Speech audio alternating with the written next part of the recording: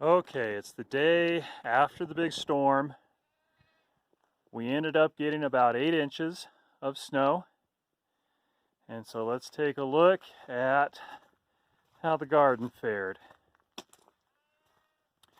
So we also had to move the goats up here because we've been working with the county on our building envelope and getting permits for the goat shelter.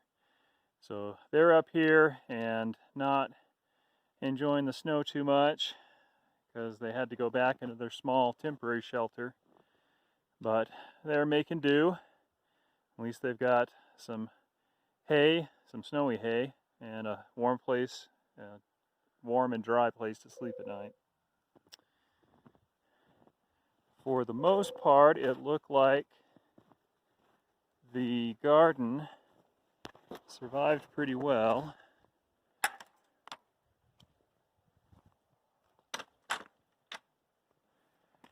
Obviously, the bed with the greenhouse and the beds with the cold frames did the best. They're protected pretty well.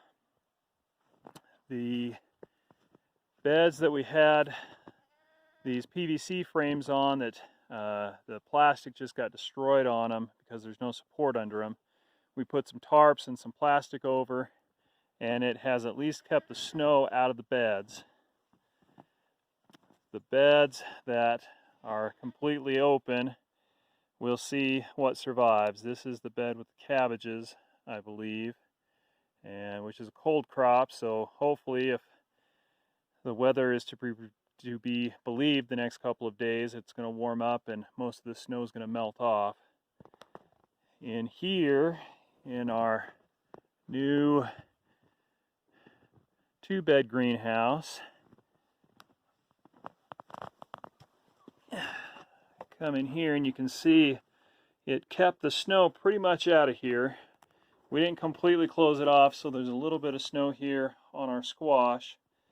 The cold definitely has affected the squash plants, but over here our cauliflower and our Brussels sprouts are actually not looking too bad. So hopefully they'll pull through and we'll get at least a couple more weeks out of them.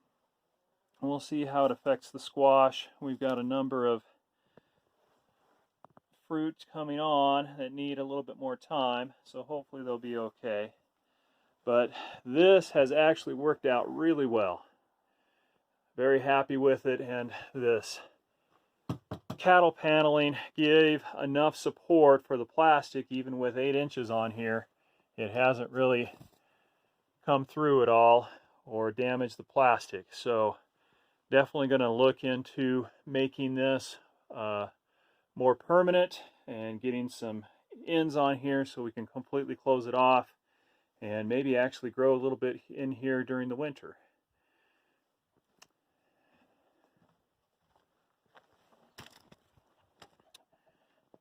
We had to move all of the chickens and turkeys into the larger area so that they'd have the coop to be in, and they're actually doing all right.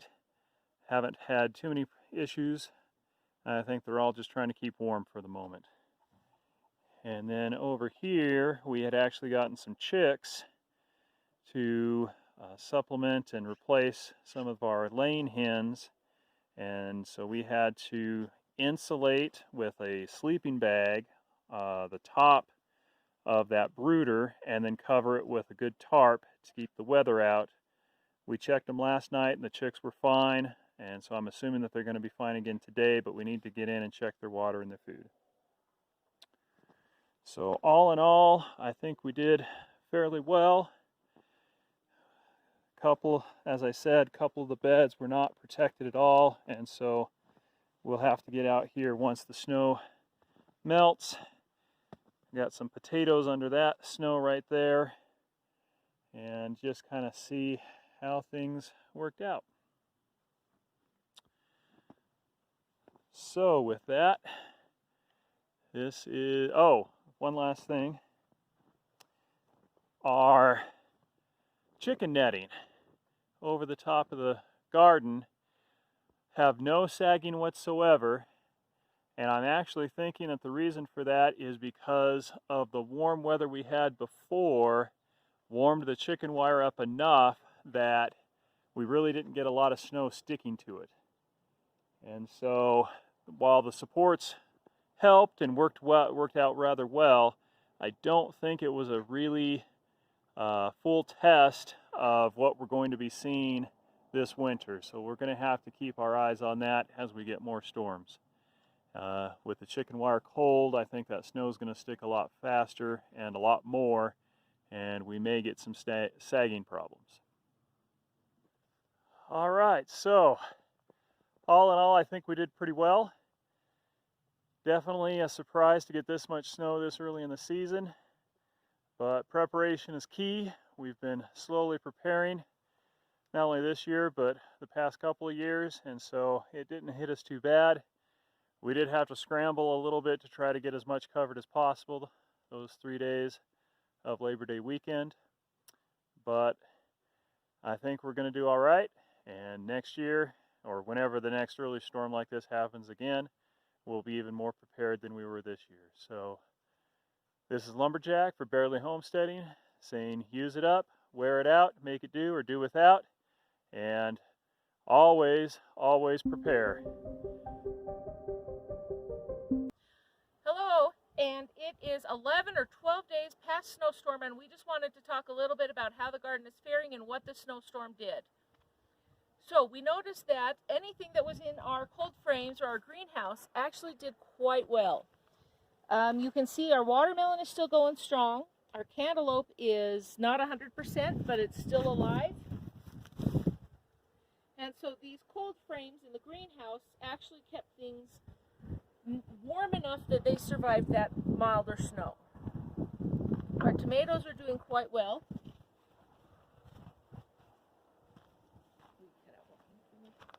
You can see our tomato plants are still alive, and the tomatoes are still growing and ripening.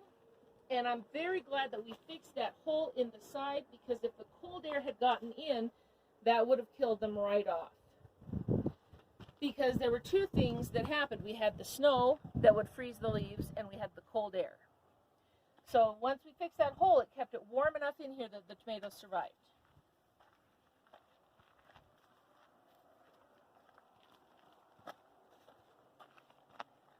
Over here we had our PVC frame that we were able to cover with a tarp and close off the ends.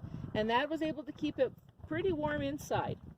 But you can see that these, because they're cabbages and broccoli, they don't need the warmth as much as some of the other plants, because there's not much difference between the broccoli down there that was covered and the broccoli over here that had snow sitting on it. So broccoli is just a good thing that's going to survive either way. Our carrots did remarkably well. Root vegetables did pretty well. The ground did not freeze, and so they survived really well. In here in our greenhouse, our hoop house, I'm sorry,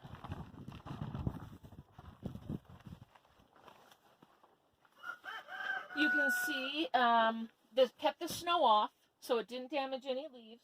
The Brussels sprouts are doing still well, and cauliflower is doing quite well, and you can see we've got cauliflower heads coming on. Hopefully it won't be too long before we can pick those. Now over here, it kept the snow off, but because it's open at the ends, the cold air was still able to get in, and so the squash, even though this is a winter squash, the leaves couldn't handle that cold, and they're gone. The vines themselves are still alive though, and so we're just letting the squash stay on and ripen on the vine as long as the vines will stay alive. But that cold air that came in just killed off all the leaves.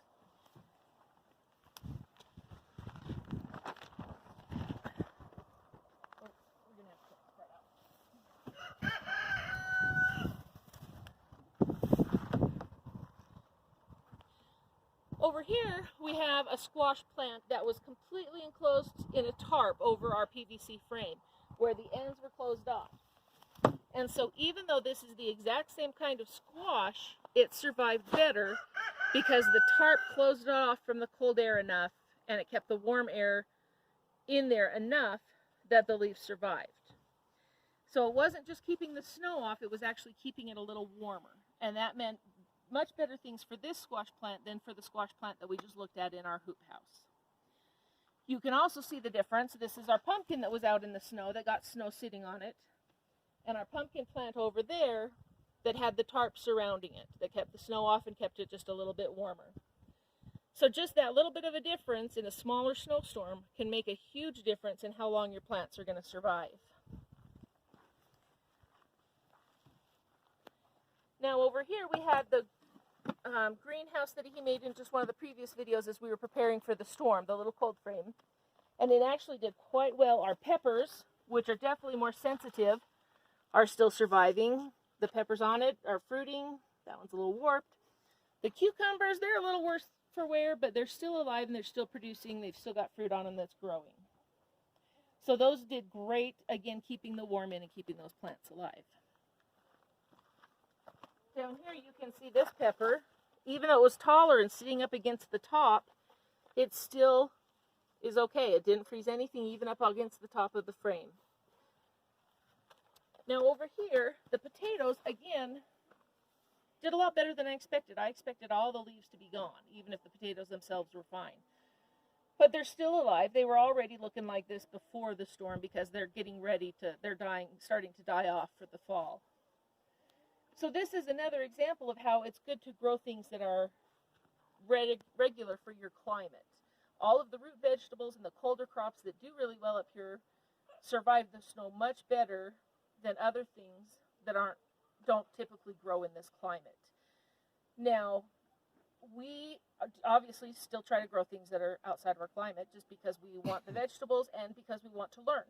But every year we take into account, at the end of the year, we weigh how much produce we've got from those plants. We look at how much bed space it took up and how much we could have grown if we had used the bed space for root crops or other things that grow well in this climate. And we talk about the cost of trying to keep it warm and the cost of man hours in trying to produce something in an unnatural climate. And we decide if that's something that we want to continue. Something like the melons, we've got them to work and that's great, but it took up a whole bed, it takes up a lot of effort, and we will have to decide, was it worth it, or is this something we can just buy at the grocery store? Now, we still like to try these out for a year or two just so that we have that knowledge and we have that information, and we could do it if we needed, we know how, but then if we can just get it cheaper at the grocery store, then that may be the step that we take if we don't absolutely need to grow it.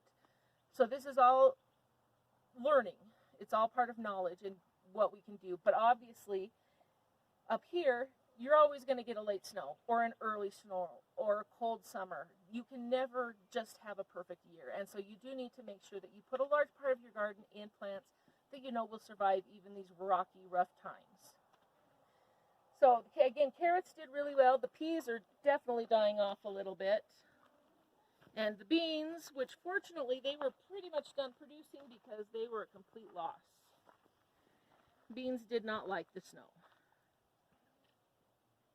But overall, I think we actually did fairly well. Our preparations paid off because we were able to enclose some things, save some plants, get that cold frame toppers on, which saved the peppers and the cucumbers, and fixed the hole in the greenhouse, which saved the tomatoes. Because we should have a few more weeks of warm weather that we can allow some of these things to finish ripening off and get a good harvest rather than losing half of our food for the year. So our preparations really paid off, and we learned a lot about the cold air versus the snow and what works well inside and being protected from the cold air and what was protected but maybe didn't need to be. So we can take all this information and move forward, and hopefully it can help you. So thank you for joining in. As always, remember, use it up, wear it out, make it do, or do without. I hope you learned something. Please like and subscribe.